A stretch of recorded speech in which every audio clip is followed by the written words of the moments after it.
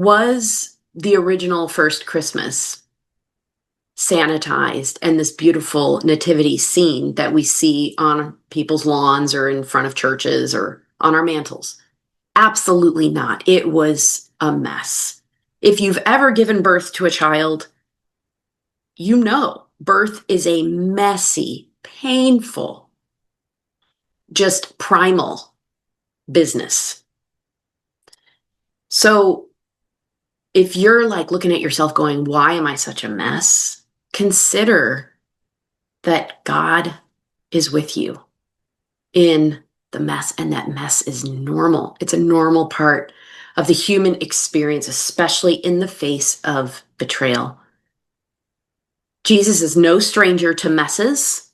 His mother Mary, in giving birth to her son in a stable after a long, arduous journey on a donkey and walking like however far that was.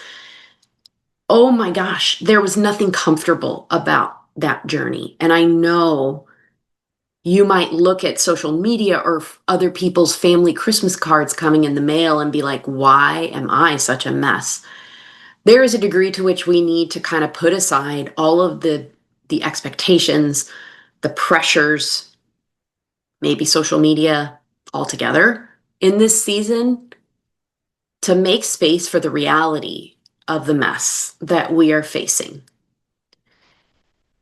I want to encourage you that you are completely normal if you pull out some of your Christmas decorations and the sight and the smell of them just make you want to dissolve into a puddle.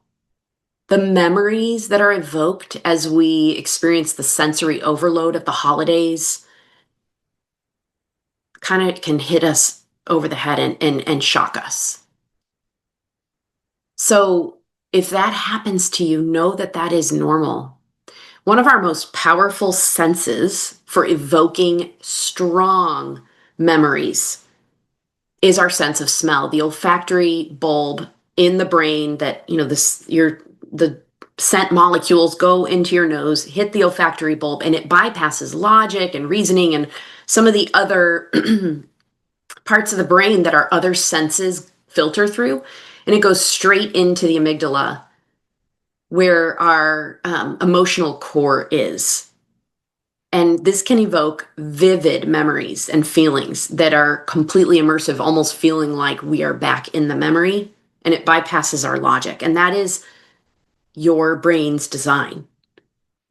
So if and when this happens, I want you to know you're not crazy, you're traumatized, you're in phase 2, mourning and remembrance, and make space for the remembrance.